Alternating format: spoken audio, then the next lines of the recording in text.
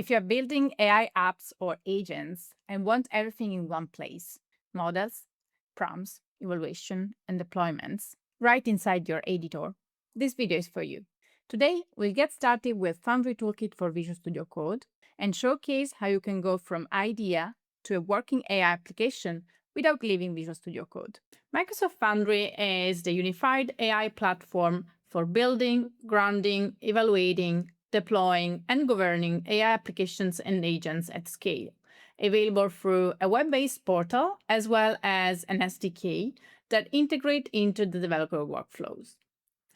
Through the Foundry Toolkit extension for Visual Studio Code and Microsoft Foundry skill integration with GitHub Copilot, developers can seamlessly access Foundry models, agents, evaluations, and deployment workflows directly from the coding environment.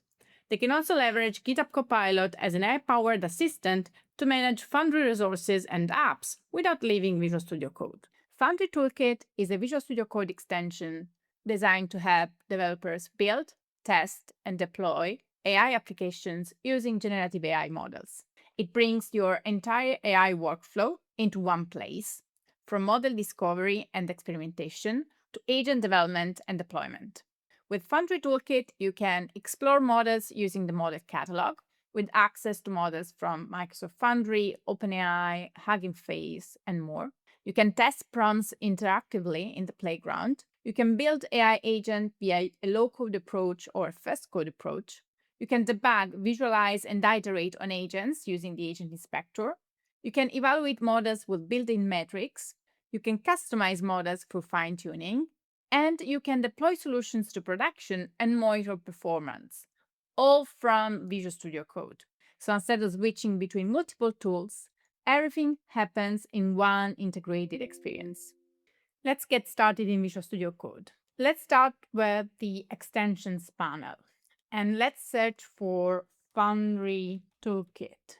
Then we click on the extension name and we click on Install. And we wait for a few seconds for the extensions to be installed.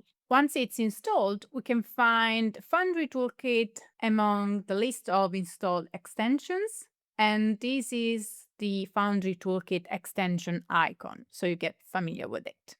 So at this point, we are ready to start building. But let's take a look at the structure of the extension.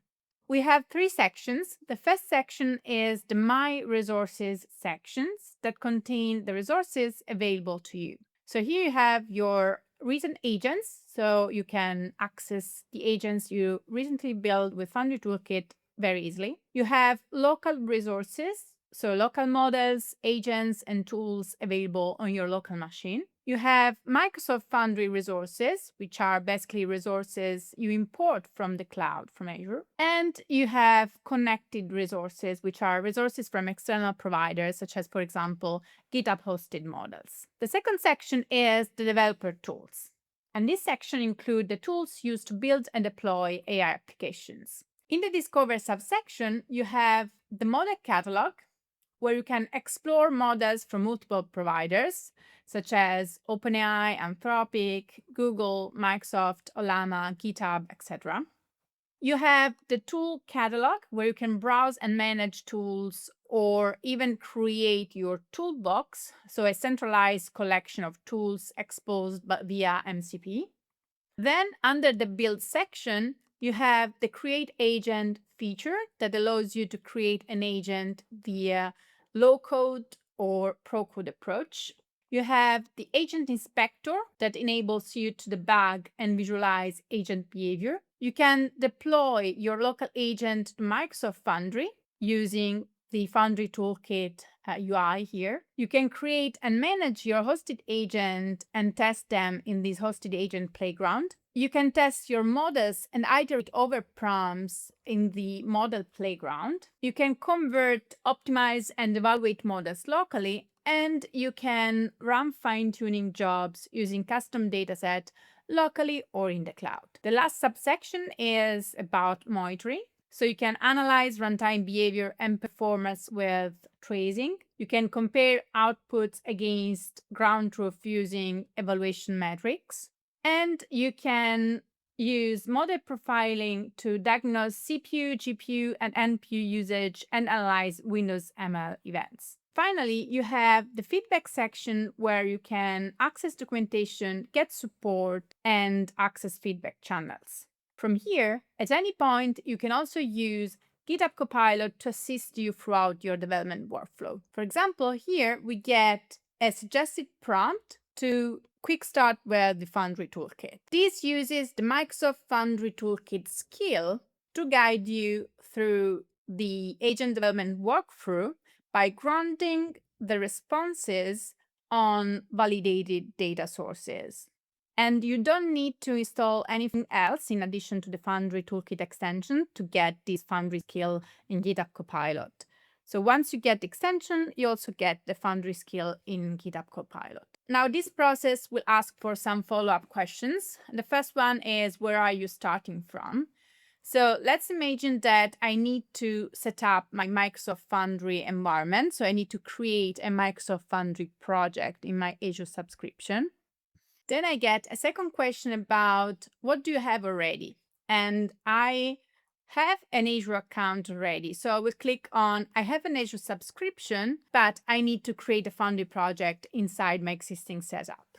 And so GitHub Copilot now will leverage the Foundry Toolkit skill to open the Foundry project creation command. So now it's asking for approval for it to use the create project command. So I'll give it my approval. And this will require to sign in to Azure. This will open a window to continue my login process. So I select my Azure account I want to connect to. Now it's asking for my subscription name. So I select the subscription I want to use. Then it prompts to choose a resource group among the list of available resource group, but I want to create a new one. And I'll enter a new resource group name, FTK project. And the region, I'm going to go with Sweden Central. And I'm going to select as project name, FTK demo. And I wait a few seconds for the project to be created with all the resources, which are basically 2 new resources in this new resource group, the Microsoft Foundry resource and the Microsoft Foundry project. Okay, so my project has been deployed successfully. So now if I go back to my resources, yes, I should be able to see my new project connected to my extension. And if I expand this section, I can see and manage all the resources within my project, which is basically my workspace in Foundry that I can access from within the Foundry Toolkit Visual Studio Code. So I can inspect models, which are deployed models, and endpoint details in my Foundry project. Of course, I don't have any models yet. I just set up my project. I can look at prompt agents. So if I create any prompt agent from within the Foundry Toolkit extension, or if I create any prompt agent in the same project in the portal, I will be able to see them from here. Then I can see and manage workflows, which are declarative workflows that orchestrate agents and business logic. I can manage hosted agents, tools, things like vector stores and data stores used by my agents, classic kind of resources like agents and threads from the classic Foundry experience. That's it. You're now ready to get started with Foundry Toolkit in Visual Studio Code. In the next video, we'll dive deeper into the model catalog and playground and start experimenting with models hands-on.